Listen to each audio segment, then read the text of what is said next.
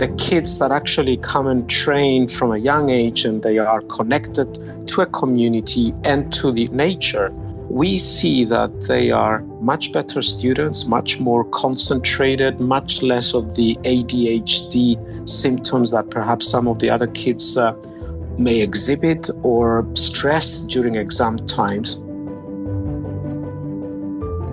Welcome to a new episode of Most Memorable Journeys. I have a kind of a multifunctional guest today, if I may use this word, because we met at the Cyprus Diaspora Forum and talked about my podcast, and then we came sort of to the conclusion that we will do an episode, but talk about several things. Of course, one of them is what he does. He is the CEO of ATG Funds, and he also has lots of other things that he does on the side, which we will find out now. Welcome to Most Memorable Journeys, Andreas Athinodorou. Good afternoon. Thank you for the invitation, Elizabeth, and nice to be with you today. Excellent. Now, today is a date that is connected to the fact that the Kyrenia Nautical Club and the Famagusta Nautical Club are in Limassol. What happened 51 years ago today? Oh dear. So today we have the sad anniversary of the coup back in 1974, which was the beginning of what turned out to be the Turkish invasion that pushed 200,000 people from the occupied north to the free part of Cyprus, as it were, and people from Kyrenia became refugees, including the Kyrenia Nautical Club, which now is based in Limassol temporarily, I hope. Yes, I think that temporarily we have heard. I mean, the first time I came to Cyprus was in 1982, which is now 43 years ago, and we were talking about temporarily and solving the Cyprus problem then. And we're still talking about it. So, well, let's hope for the best. Now, Andreas, you do a lot of other things. You're a money man, aren't you? Well, I'm a businessman, and I was brought up in finance. So this is my background, and I've set up my own financial services company since 1998, which evolved into the ATG Group, which is a financial services group that focuses on fundraising and bringing money to projects in various parts of the world. You mentioned before, we had a little chat before we started recording, and we talked a little bit about your spiritual path. And somehow it fascinates me because I always think, people who are in this kind of business that you are, they are very serious, strict. I mean, I'm not saying that people who are spiritual are not serious, but you also have kind of a soft spot for spirituality. I believe that spirituality is actually our true nature. So whatever you do has to be connected to your true inner self. So if you want to call it connectiveness, if you want to call it expanded consciousness, or if you want to call it spirituality, for me it's the same thing. And what does that mean in terms of business? It means that the person that drives the idea, the entrepreneur, is the visionary, the one that actually has a vision of what he wants to create. And that actually translates in the business world into a vision statement, into a mission statement. And then you translate all the values that come from that vision from the spirit world into the real day-to-day plan of how to run the business. Now, in my case, ATG stands for the Athena Trust Group, and this refers back to the ancient Greek goddess of wisdom. And I actually borrowed a lot of the philosophies that come from that archetype, Athena, and transposed them into my business. So Athena stands for wisdom, Athena stands for protection, Athena stands for action. So even if I look at our logo, we borrowed 3 elements from the statue of goddess Athena. So we borrowed an element from her helmet for wisdom, her shield, and then her spear. And our logo and our motto is create, protect, and grow wealth. Creation through wise choices, protection through due diligence and protective action, but growth also with proactive action. And definition of wealth is not just about money. It's about expanded opportunities. It's about connecting people across disciplines, across countries. And we offer our clients, our people, and our community this expanded version or expanded definition of wealth creation and business under this concept of the Athena Trust Group. Wow, that's a lot. Now there's a lot of things that I want to go back to. We're happy to dissect it, but we will. I'm going to take this apart because one thing that you mentioned is a vision. And I think that is one thing that many people lack, because I personally believe that if you don't know what you're looking for, you can't find it. So setting a goal or having this vision is very important. What is your opinion on that? I mean, I believe that you recognize opportunities when you know what you want. The vision doesn't only give you direction, it also gives you the drive, determination, and the energy to drive through a project. So, and a vision is actually a living being. It's not just an idea that comes into your head. It's a source of energy. It's a living being that allows you, the minute you start downloading it and implementing it into your business, it unfolds. It shows you the way to achieve it. So it's a bit like the seed of an oak tree. You know, when you see it, it's packed in a small package, but within it, it has all the information of creating something that is so huge and something that transcends across generations. So definitely, the vision is much more than just an idea. It's everything that you need in order to implement the vision. What do you think, though? Do you believe that in our world, I'm not talking about the third world or even, certain areas, but where we are, do you believe that everybody has the same opportunities? Everybody has the opportunity to create something if they want to? I think we're all creators and we all create every day. Some of us create by setting up businesses, and some of us are actually, creators by just, teaching our children certain ways and, enhancing life and propagating life through our own visions. So we all have the same creative abilities, and it's just a matter of where do we focus our attention. Personally, I chose to express my talent, let's say, or express my ways by setting up a business and actually driving a vision by attracting clients, people working within this team, and also bringing forward projects that fit into my vision. But other people could very well do this, either working for an organization or even just being artists, depending on their own vision. Yeah, you mentioned the word wealth before, and you said wealth does not have to be, that does not can mean something else apart from money. But how much money does one need in order to, because, I always think that there is a certain amount of money that we need to live a protected and happy life. But then there is extra money that we don't really need. What do you consider wealthy? Really, like not rich, but what's a good feeling of being wealthy?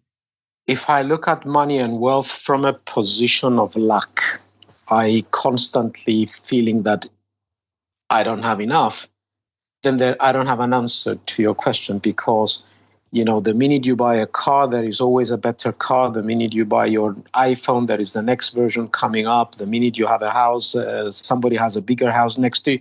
So you end up getting into a rat race where, in order to feel wealthy and in order to feel content with the concept of money, you keep going for the next big thing. However, if you come from a concept of abundance, whatever I want to enjoy in the moment, it's readily available for me, then you can actually live a very wealthy life with much less.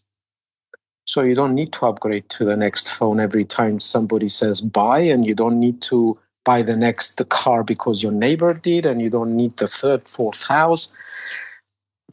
You're asking a very open question. How big is big? What I'm saying is that it could be small and feel big, or it could be huge and feel extremely limited.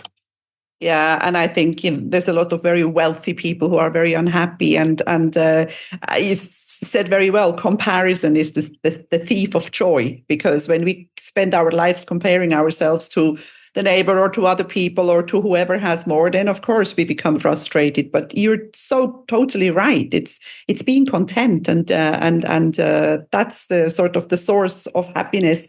Now let's talk a little bit about where you come from, because you are from Kyrenia, aren't you, originally? Well, actually, I am from Nicosia. I was born and bred in Nicosia, but Kyrenia was the go-to place daily, and I feel like I was brought up there. One of the people that influenced a very big part of my life was my grandfather, who was the only person in the family who was very much a sea lover.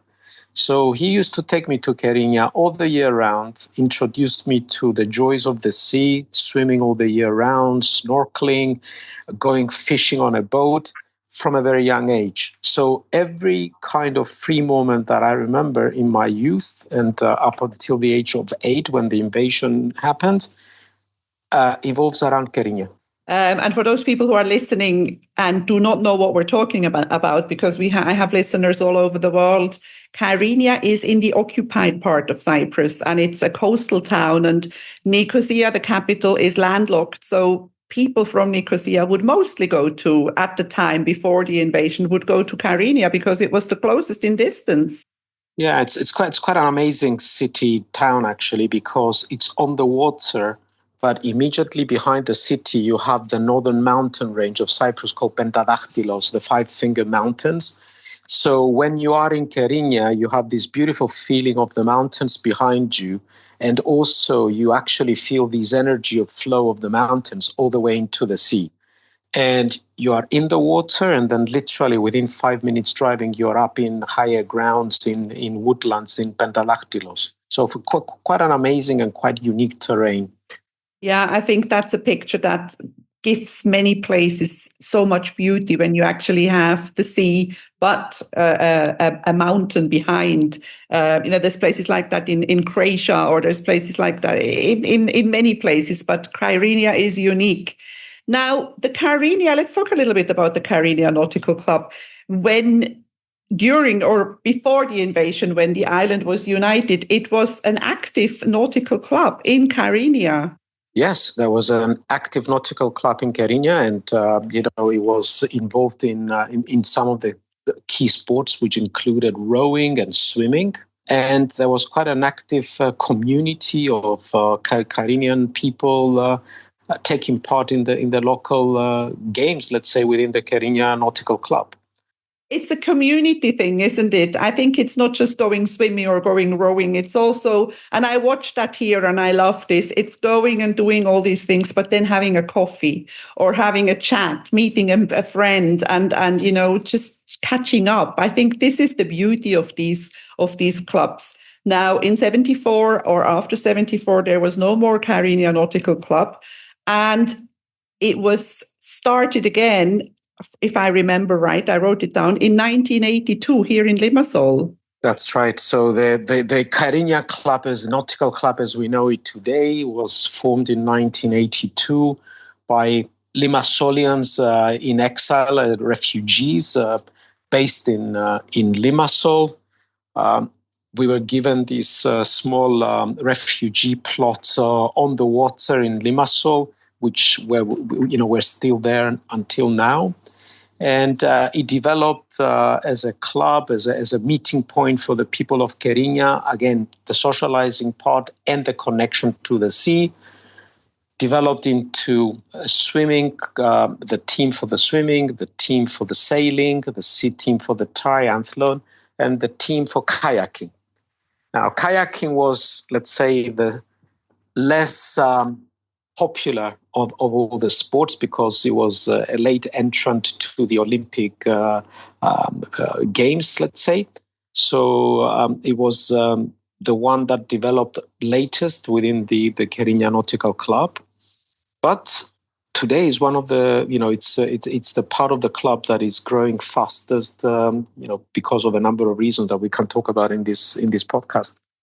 I think because I go kayaking, I actually go to this moonlight kayaking once a year in the summer, which is beautiful. And it starts from the Kyrenia Nautical Club because it's just down the road from my house. Absolutely. And I read something else that I want you to tell us a little bit about before you tell us how one can become a member. There is something that the Kyrenia Nautical Club organizes, and it's connected to the sad events that happened at Mari. There was a big explosion in 2011, I think, or 12. When was it? So this was in 2011. There was a big explosion in the naval base around 25 kilometers outside Limassol. The people, or some of the people that got killed in this explosion, they were friends. They were people connected to the Kyrenia Nautical Club. They were people connected to the idea of freeing Cyprus and the return of refugees back to their homeland. We at the Kyrenia Nautical Club decided to pay tribute and honor them by organizing an annual event where we start from the naval base and we kayak all the way to the Kyrenia Nautical Club, which is a distance of 20 to 25 kilometers. The first year when we did it, we couldn't even get 13 people together, which we had 13 people who died in that explosion. So we wanted symbolically to be 13 people taking part in this event, and there was only 9 of us. And the event grew. So this year we have 102 people that will be taking part in this kayaking event on the 3rd of August. It's always taking place on the first Sunday of each August. Around 50 kayakers will do the full distance. So there will be people starting from the naval base and kayaking all the way to the nautical club. There will be people starting from the half distance point. And there will also be people starting from the nautical club meeting, let's say, with the team that does the big kayaking distance, and then kayaking back, let's say a couple of, or maybe 5 kilometers in total for the young kids and the kids from our para kayaking team. I think that's very beautiful. I did not know that. And this year I won't be able to join you, but that's definitely something that I would be interested in knowing about. How can somebody become a member of the Kyrenia Nautical Club? It's very easy. If you are in Limassol or if you're anywhere in Cyprus, just turn up. So we're training by the water, by the seawater, all through the summer. And we are training in the Yermasoya water dam in the whole of the winter. And there is training classes in the morning and in the afternoon. We have a website and we have an Instagram. So I'm happy to share these perhaps, and you can share them with the listeners. But it's very, very easy. Very, very easy to turn up. It's a very friendly place. People would welcome you. And you can come and join us starting from the age of 6 all the way to, you put the number down. Last year we had a class for seniors, and I think the oldest person that went kayaking with us was a lady of 86 years old from Lebanon. So very, very, very impressive. Very impressive. Beautiful, beautiful. We will put the Instagram handle and the website in the show notes so people can see it there and and find out what you do. But we're not done yet. I think you have a little more time for me, Andreas. I want to talk about, yes. I want to breach a couple of things that you mentioned before. So the Kyrenia Club is a community, and it's a community that develops very strong bonds and friendships, and we honor our friends. This is the event that we do every year for our friends who died in this tragic event. But at the same time, it's a place where we connect with nature. So we do a lot of events that bring you back to nature, including moon kayaking, early morning sunrise kayaking, and other events which may not have to do with kayaking. So we do hiking on the days that we can't get into the sea. We go cycling. We go training in the gym if we can't go kayaking as a team. What we realized is that we are offering to our youth an alternative to this era of social media and electronic entertainment. So the kids that actually come and train from a young age and they are connected to a community and to the nature, we see that they are much better students, much more concentrated, much less of the ADHD symptoms that perhaps some of the other kids may exhibit, or stress during exam times. Because of these observations, we decided to offer this opportunity of kayaking, be part of a community and be part of a purpose to uh, kids that have physical disabilities. This is an initiative that was started by our head trainer, another guy called Andreas Diamandis. We decided to set up this initiative called Freedom and Mobility Through Sports. We invited children from wheelchairs, took them into the kayaks, and started training them in para kayaking. And we realized a couple of things. First of all, the minute you get somebody sitting in a kayak, they have the same abilities as you and I. So they can develop in the same way as any other kayaker. And now we have approximately 17 para kayakers. I think it's 17 at the moment, para kayakers who are part of our wider kayaking team. The second, though, most important thing is that some of these kids, they didn't have a purpose in life. They felt, completely sidelined from the society. They even felt depressed because they didn't have the option to be included in true activities. And then suddenly they became part of a very vibrant community, felt very, very welcomed, and they were given a purpose to equally compete and be part of something meaningful. Beyond the social, let's say, aspect and the contribution of this inclusion, though, this initiative, freedom and mobility, links us back to the symbolism of where Kyrenia stands today. Kyrenia is a city which is deprived of freedom and its citizens deprived of the ability to move back to their own homes. So they lack freedom and mobility to go back to our roots. So by initiating such an incentive of offering freedom and mobility to people who in other circumstances wouldn't have freedom and mobility, we're actually uh, offering exactly what we are being deprived of. And even though a lot of the people at the politics level say, well, as part of the Cyprus solution, Kyrenia may never be given back to us, or Kyrenia may never be the same again, we go one level up and we say, well, you know what? Kyrenia is actually much more than just part of the solution. It's actually leading the solution. So freedom and mobility, which started in the Kyrenia Nautical Club in Limassol, Cyprus, following the Cyprus Diaspora Forum, is actually becoming a concept to be exported to other nautical clubs across the world.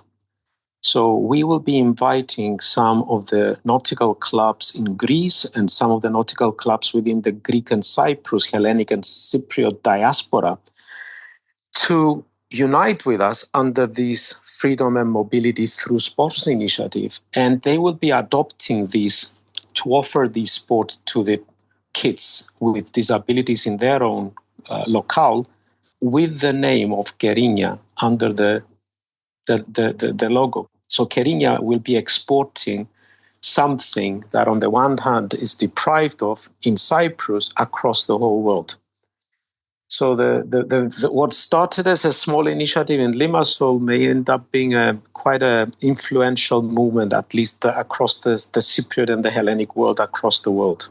What a fantastic idea. I think that is beautiful. And it's so true, because these people need to be included, and exercise needs to be, exercise is a lifestyle. And I think with all the electronic games and social media, it has gotten lost, and it needs to be included again in our lives. And as parents or grandparents or whatever we are, we need to lead by example. And I think going and joining one of those communities and being part of a club helps a lot.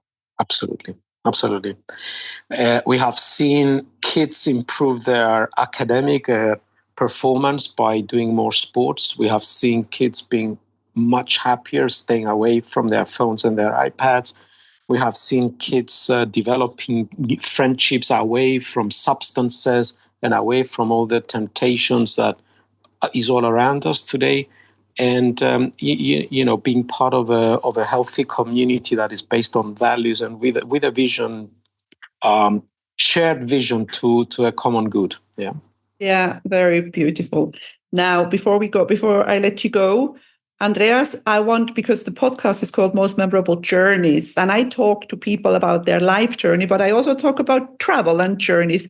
Do you like to travel? And if yes, where do you go? Absolutely. I love traveling. I travel a lot with work. So I've traveled across many countries, and I've met many cultures, business cultures, from a business perspective, but also from a social perspective.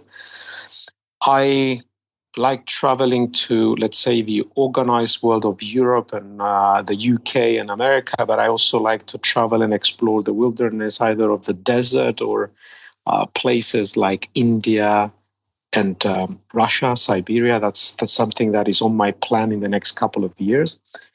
And but if I have to make a choice of where I really enjoy as part of my holiday, it has to be Greece. I love the sea. I love the sea, and I really enjoy exploring different parts of the Greek seashores. I'm involved in a number of sea sports, including kayaking, snorkeling, freediving, sailing. So the